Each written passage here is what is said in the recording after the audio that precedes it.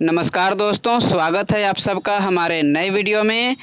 दोस्तों, अगर कम समय में ज़्यादा प्रश्नों का पिक्चर के साथ रिवीजन करना चाहते हैं तो यह वीडियो आपके लिए बहुत ही महत्वपूर्ण होने वाला है।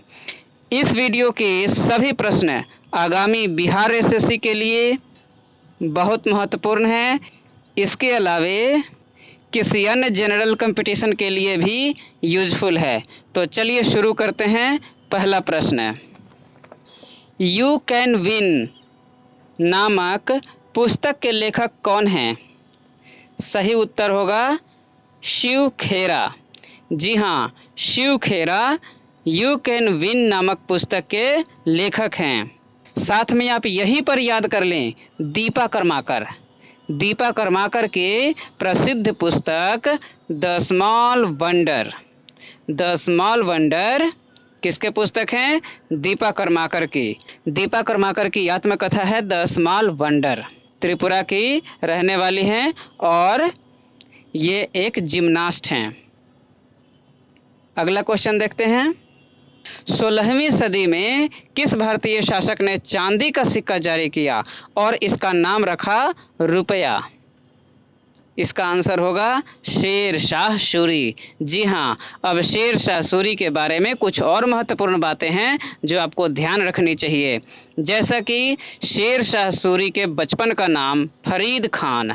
शेर शाह सूरी ने उत्तर भारत में द्वितीय अफगानी साम्राज्य की स्थापना किया था।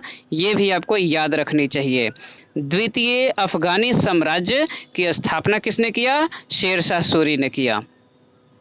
और 1540 ईस्वी में कन्नौज का युद्ध, जिसे बिलग्रामी के युद्ध भी कहते हैं, इस युद्ध में 1540 ईस्वी में शेर शाह सूरी ने हुमायूं को पराजित कर शेर शाह ने क्या किया? सूरवंश की स्थापना किया। तो ये सभी महत्वपूर्ण बातें हैं जो आपको याद रखनी चाहिए। अगला प्रश्न है, यूनेस्को विरासत स्थल शोर मंदिर किस राज्य में स्थित है? तमिलनाडु में है। यूनेस्को विरासत स्थल शोर मंदिर तमिलनाडु राज्य में स्थित है।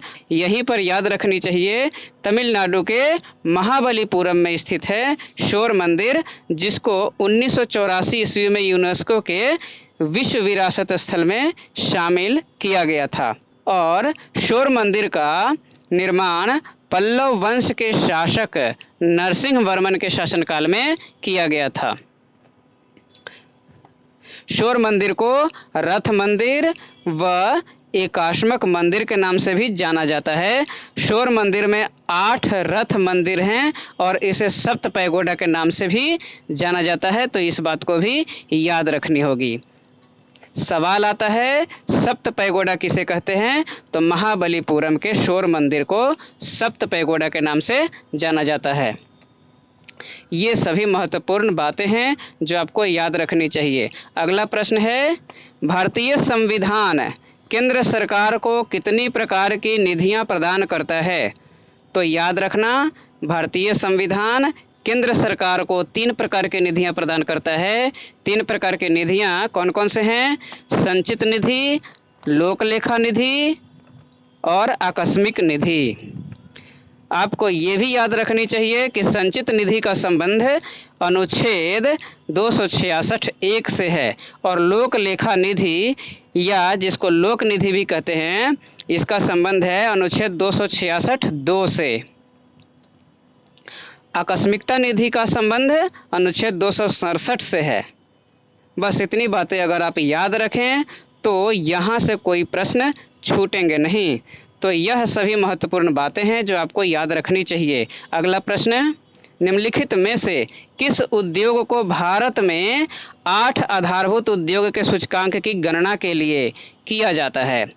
ऑप्शन रहेंगे तांबा, वस्त्र, एल्यूमिनियम, रिफाइनरी। सही आंसर रिफाइनरी उत्पाद। रिफाइनरी उत्पाद को भारत में 8 आधारभूत उद्योगों के सूचकांक की गणना के लिए किया जाता है। साथ ही आपको ये 8 आधारभूत उद्योग भी याद रखने चाहिए, क्योंकि ऑप्शन में बदलकर कोई भी दे सकता है।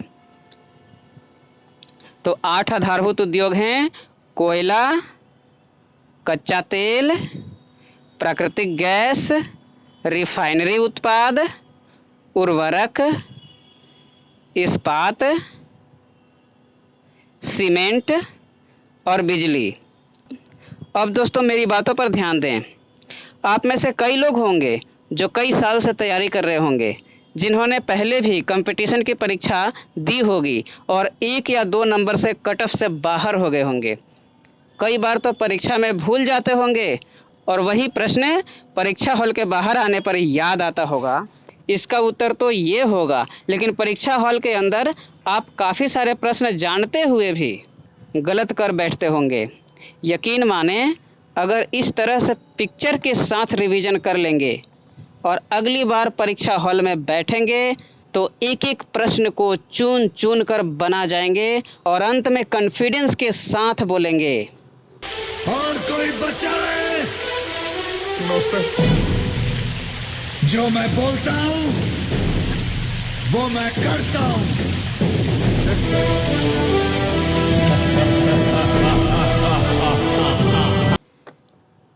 तो दोस्तों, यह वीडियो एक सैंपल मात्र था। अगर आप सबको और भी इसी प्रकार का पिक्चर एडेड वीडियो चाहिए किसी भी जनरल कंपटीशन के लिए, तो वीडियो को लाइक शेयर करें और चैनल को सब्सक्राइब करें। मिलते हैं अगले वीडियो में। Thank you, have a nice day and take care.